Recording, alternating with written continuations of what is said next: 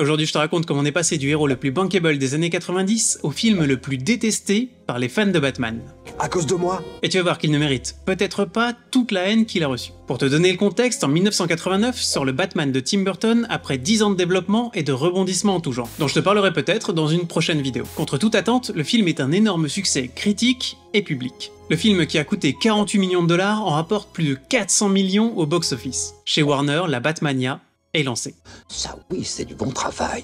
Le studio met immédiatement en chantier ce qui deviendra une véritable référence du monde de l'animation, Batman, la série animée. Une vraie pépite qui marquera toute une génération et qui se paiera même le luxe d'inventer des nouveaux personnages cultes comme Harley Quinn. En parallèle, Warner et DC réfléchissent bien sûr au futur cinématographique de Batman et prévoient de faire 3 autres films dans la décennie. Sauf que Burton de son côté n'est pas très chaud pour faire une suite à son Batman. S'étant senti restreint dans sa créativité lors de la production du film, il négocie donc une bien plus grande liberté créative si le studio veut qu'il revienne pour un second volet. Warner Bros accepte sans trop broncher, voulant absolument le réalisateur à la tête du projet. Oui, l'adulation c'est lourd à porter.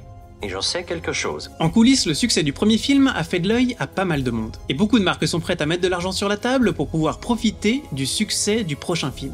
Il faut dire que sur tous les bénéfices engrangés par ce premier film, un tiers venait directement des produits dérivés. Il est donc devenu très vite très clair pour le studio qu'ils avaient tout intérêt à travailler avec des fabricants de produits dérivés s'ils voulaient maximiser les profits. Au moment où la campagne marketing de ce deuxième opus commence, la hype autour du Justicier et du deuxième film est tellement haute que près de 2/3 des affiches du film sont volées en quelques heures. McDonald's est partenaire officiel du film et convertit même 9000 de ses points de vente en restaurant Gotham City. Bref, au total, plus de 100 millions de dollars sont dépensés rien que pour le marketing de ce second volet. C'est-à-dire 2 fois plus que ce qu'avait coûté la production du premier film. À sa sortie, c'est un immense carton et les analystes prédisent que le film va exploser tous les records au box-office. Sauf que c'est pas ce qui se produit. Les ventes s'essoufflent et même si le résultat final est un très bon bilan pour un film de l'époque, c'est une déception pour le studio et pour les sociétés affiliées au projet. Malgré les dépenses pharaoniques, le film fait moins bien que son prédécesseur avec seulement 266 millions de recettes au box-office. La plupart des critiques de l'époque estiment que c'est le ton et la violence du film qui sont responsables de ce relatif échec. Car du coup, il ne permettait pas d'attirer un jeune public en salle. Le film a d'ailleurs dû faire face à beaucoup de critiques et à des milliers de lettres de réclamation de parents en colère. C'est comme ça qu'on faisait pour se plaindre avant les réseaux sociaux. Les parents étaient outrés que le contenu du film ne soit pas adapté aux enfants. Alors où ils sont tous les gosses?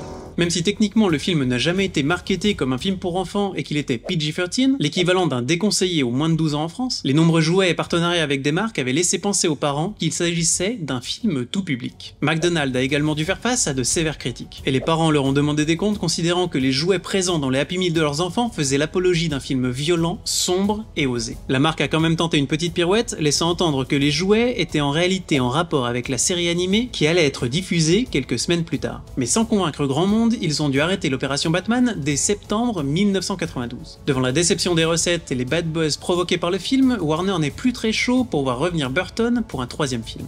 Vous êtes viré. Il restera tout de même en tant que producteur sur le 3e film, mais avec un rôle bien plus anecdotique comparé aux 2 précédents opus. En juin 1993, c'est Joel Schumacher qui est recruté pour le remplacer, avec la lourde tâche de faire oublier le côté sombre du Chevalier Noir. A l'inverse de Burton, Schumacher est un grand fan de Batman dont il lit les comics depuis son enfance. La mission que lui donne le studio est de faire de ce Batman un film pour la génération MTV et totalement compatible avec la vente de produits dérivés. Pour les plus jeunes, MTV c'était la chaîne de télé qui faisait référence quand il s'agissait d'être cool pour un public ado. Pour faire cette transformation du Justicier, Schumacher va s'inspirer des comics que lui-même lisait lorsqu'il était plus jeune dans les années 50 à 60, en reprenant le ton décalé de cette période et les designs d'artistes comme Dick Sprang. Bien que Keaton devait initialement reprendre son rôle et s'était dit satisfait du choix de Schumacher à la réalisation, les réécritures commandées par ce dernier poussent rapidement l'acteur à fuir le projet. De nombreux acteurs sont alors considérés pour le remplacer, comme Keanu Reeves, Tom Hanks, Kurt Russell ou encore Ralph Fiennes. Mais c'est finalement Val Kilmer qui est choisi pour le rôle. L'acteur expliquera d'ailleurs plus tard qu'il n'a même pas pris la peine de lire le script avant d'accepter. Judicieux. Naïf mais judicieux. Prévu dès Batman Returns, le personnage de Robin allait enfin pouvoir apparaître sur grand écran avec Batman Forever. Marlon Wayans avait été casté pour jouer Robin à l'époque du film de Burton, mais son rôle avait été supprimé au dernier moment car le film contenait déjà trop de personnages. Pas satisfait de ce choix, Schumacher rouvre le casting et tout un tas de jeunes acteurs passent l'audition, comme Leonardo DiCaprio, Matt Damon, Ewan McGregor ou encore Jude Law. Mais c'est finalement Chris O'Donnell qui est retenu. Côté méchant, Tommy Lee Jones rejoint l'équipe en double face, sans grande conviction mais poussé par l'insistance de son fils qui était fan du justicier. Et c'est Jim Carrey qui est choisi pour interpréter le Riddler après le refus de Robin Williams. Fun fact, Michael Jackson a essayé de soudoyer des membres de l'équipe du film pour avoir le rôle. Mais c'était trop tard puisque Jim Carrey avait déjà été officialisé. Tu peux le dire. C'est génial. Dans le but de s'éloigner le plus possible de la version de Burton, costumes et décors sont retravaillés. L'équipe s'inspire de l'esthétique des comics des années 50 à 60, mais en mixant avec un Tokyo rétro-futuriste rempli de néon. Le costume de Batman est également repensé dans l'esprit d'une apparence plus organique et au style rebelle à la manière d'MTV. Côté produits dérivés, les négociations sont bien plus dures après les déboires de Batman Returns. Kenner et McDonald renouvellent leur partenariat, mais cette fois-ci seulement après avoir pu vérifier le contenu du script. En juin 1995, à sa sortie, le film est un énorme succès, récoltant plus de 50 millions de dollars dès le premier week-end d'exploitation, ce qui restera un record pour Warner jusqu'à ce qu'il soit détrôné 6 ans plus tard par un jeune sorcier. Non, vous faites erreur, parce que... Je ne suis pas un sorcier. Premier film de l'année 1995 à dépasser les 100 millions de dollars au box-office américain, il finira son passage au cinéma avec plus de 336 millions de dollars de recettes au box-office mondial, soit 70 millions de dollars de plus que son prédécesseur. Même s'il n'arrive pas encore au record du premier film, chez Warner, on se dit que cette nouvelle direction plus fun et moins sombre de Batman porte ses fruits. Fort de ce succès, le studio met directement en chantier un nouvel opus et décide qu'il sortira seulement 2 ans plus tard, réduisant de 1 an le temps habituel entre la sortie de 2 films Batman. Il récupère la même équipe réalisateur et scénariste pour ce nouvel opus, et dès le début du projet, le duo reçoit une directive stricte de la part du studio. Le film doit être toyetique, c'est-à-dire qu'il doit avant tout servir à vendre le plus de jouets possible. Dans cette idée, les géants du secteur du jouet sont impliqués dès le début de la conception du film afin de travailler avec eux à la création des produits qui pourront être vendus au jeune public. Ils sont tellement impliqués que certains éléments du film sont directement créés par des fabricants de jouets, et certaines scènes sont carrément écrites uniquement pour faire des placements de produits. Les poupées Poison Ivy sont toujours vendues dans la même boîte que ce type. Chris O'Donnell, l'acteur qui joue Robin, explique d'ailleurs en interview que pour ce second volet, il a eu plus l'impression de jouer dans une publicité de 2 heures que dans un film. Et même lui ne comprend pas la logique de certains passages qui étaient là uniquement pour montrer d'autres jouets et n'avaient aucune logique scénaristique. Comme par exemple le changement de costume dans le dernier acte du film, qui est là uniquement pour vendre des figurines des personnages. Le scénario reçoit ainsi de nombreuses modifications pour contenter tout le monde. Et le script est donc créé dès le départ, non pas avec la volonté de raconter une histoire, mais plutôt de répondre aux impératifs financiers et commerciaux des différents partenaires du projet. Que ça te plaise ou non, on est associés. Côté casting, le studio doit commencer par résoudre un léger problème, trouver un nouveau Batman. La raison du départ de Val Kilmer n'est pas très claire, Schumacher indiquant qu'il pensait faire le film avec lui, mais qu'il a appris au dernier moment qu'il n'était pas disponible pour le tournage. Et Kilmer expliquant de son côté qu'on ne lui avait en fait pas vraiment proposé le rôle. Il faut dire que Schumacher et Kilmer ne s'étaient apparemment pas très bien entendus sur le tournage de Batman Forever. Le réalisateur expliquant que l'acteur était totalement immature et qu'il était impossible de travailler avec lui. Kilmer se serait disputé avec plusieurs membres de l'équipe technique et aurait refusé de parler à Schumacher pendant 2 semaines durant le tournage. Je suis navré, navré. Cela explique sans doute pourquoi l'acteur n'était pas vraiment désiré pour le film suivant. À la place, Schumacher est heureux de récupérer un jeune clownet capable d'humaniser Bruce Wayne, et d'apporter un petit peu d'humour et de légèreté au personnage. Dans cette version, Bruce Wayne est pensé comme un ultra riche, privilégié, qui sort avec les plus jolies filles de la planète et s'amuse avec des gadgets hors de prix pour combattre le crime. Aucune raison donc d'avoir un Batman dépressif, intense et violent. Salut Freeze. C'est en tout cas ce que mettent en avant Schumacher et Clooney pour expliquer le ton très léger du personnage dans le film. Il faut noter tout de même que la performance de Clooney peut être expliquée par son planning de l'époque. Sous contrat avec la série Urgence, il a été contraint à travailler 7 jours sur 7 pendant toute la durée du tournage, faisant 4 jours sur Batman et 3 jours sur Urgence toutes les semaines pendant 6 mois. Le problème Batman réglé, il fallait surtout lui trouver des adversaires. Devant plaire avant tout à un public très jeune, pour trouver les méchants du film, Schumacher est allé chercher l'inspiration directement à la source auprès de son neveu de 6 ans. Fan du dessin animé, il lui a simplement demandé quels étaient ses méchants préférés. Ce sera donc Mr. Freeze et Poison Ivy, les grands méchants du film. Pour le docteur Victor Fries, Ed Harris, Anthony Hopkins ou encore Patrick Stewart sont envisagés par le studio. Mais Schumacher fait réécrire le scénario car il veut absolument Arnold Schwarzenegger pour le rôle. Il jouera même avec lui la carte du chantage affectif, expliquant que s'il refusait, le film serait totalement annulé. Je suis très tenté d'accepter.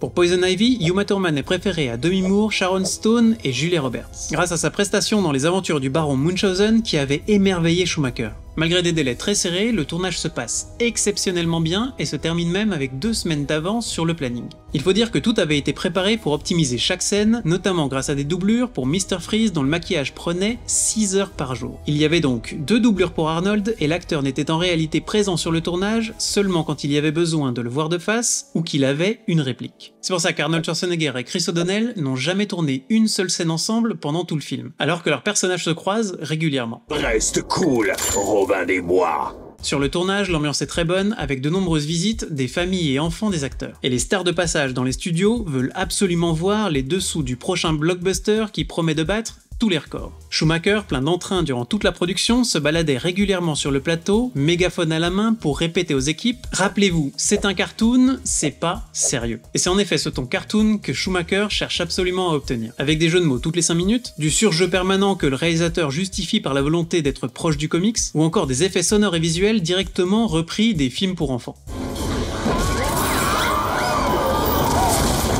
L'objectif totalement assumé du réalisateur est de créer le divertissement ultime où il serait tout simplement impossible de s'ennuyer. Tout cela plaît énormément aux responsables chez Warner et 1 an avant la sortie du film, ils commencent déjà à réfléchir à la production du 5e film Batman, avec encore une fois Schumacher à la tête du projet. Dans cet opus baptisé Batman Unchained, on aurait eu le droit aux aventures du Bat Trio contre l'épouvantail et Harley Quinn, qui d'après la première version du script devenait ici la fille du Joker. Bref, chez Warner on en est convaincu, le film va battre tous les records. Et 125 millions de dollars sont investis pour la promotion du film, c'est-à-dire 25 millions de plus que ce qu'avait coûté la production totale de Batman Forever.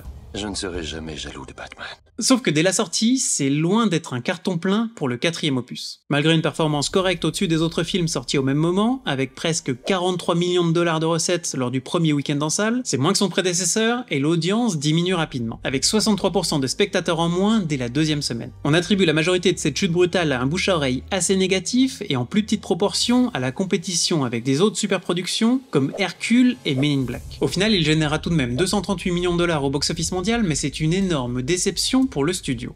Tu mens! D'une part parce que c'est 100 millions de dollars de moins que le précédent film, et d'autre part parce que les recettes du box-office seules ne permettent pas au studio de rembourser tous les frais engagés pour le film. En comptant le budget de production et les coûts marketing, on estime qu'il fallait au moins 400 millions de dollars pour atteindre l'équilibre. In fine, la vente des produits dérivés, les partenariats et les ventes de VHS permettront au studio de rentrer dans ses frais, mais en étant bien loin des bénéfices records qui étaient annoncés. Le film obtient également de très loin la plus mauvaise note critique pour un film Batman. Il est présenté comme un film frénétique et insensé, n'ayant rien d'authentique, juste un produit publicitaire sans âme, épuisant, surproduit et niais. Bref, le film se fait atomiser et plusieurs critiques annoncent même la fin de Batman sur grand écran. Warner annule immédiatement la suite qu'elle avait envisagée, le spin-off autour du personnage de Robin et plus généralement tout projet autour des comics. Ce qui fait que le Superman sur lequel travaillait Burton à l'époque avec Nicolas Cage en acteur principal est lui aussi annulé. C'est pour ça que Superman bosse seul. Cela dit, on ne peut pas vraiment reprocher à Warner Bros d'avoir voulu faire des Batman plus family-friendly. Les analystes de l'époque présentaient la baisse de fréquentation en salle dans les années 90 comme étant le résultat d'un cinéma qui n'était pas adapté aux enfants et aux jeunes publics. Du coup, le studio a tout misé là-dessus, jusqu'à l'extrême, et c'est ce côté excessif qui causera la perte de Batman et Robin.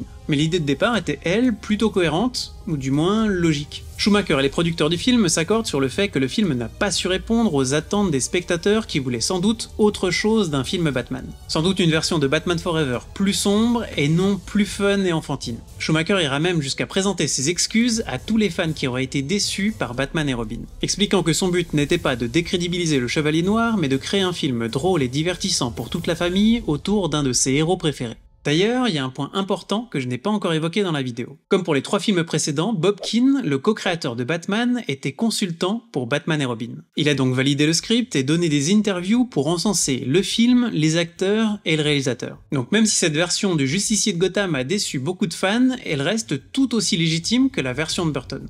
Mais de quoi parlez-vous donc? Son principal problème, au-delà du côté ultra commercial, étant qu'elle ne correspondait pas aux attentes du public contemporain. Ce qui avait fait le succès du Batman des années 50 à 60 et dont Schumacher se souvenait avec nostalgie ne résonnait tout simplement plus avec les attentes des jeunes des années 90 et 2000. Cela dit, dans l'ensemble, l'échec de Batman et Robin est plutôt une bonne chose, du moins pour les spectateurs, car il a permis au studio de finalement faire confiance à la vision des cinéastes pour le héros, conduisant au film de Nolan et au plus gros succès de la franchise avec The Dark Knight. D'ailleurs, Kevin Kevin Feige, qui est à la tête du Marvel Cinematic Universe, dira que Batman et Robin est le film de super-héros le plus important jamais créé. Car son échec retentissant a forcé toute l'industrie du cinéma et les maisons d'édition de comics à repenser totalement la façon de concevoir un film basé sur les comics. Non plus comme un produit dérivé géant, mais comme une véritable œuvre à part entière. Donc quelque part, c'est grâce à Batman et Robin qu'on a eu droit à de très bons films de super-héros dans les 2 décennies qui ont suivi. Il y a du vrai là-dedans.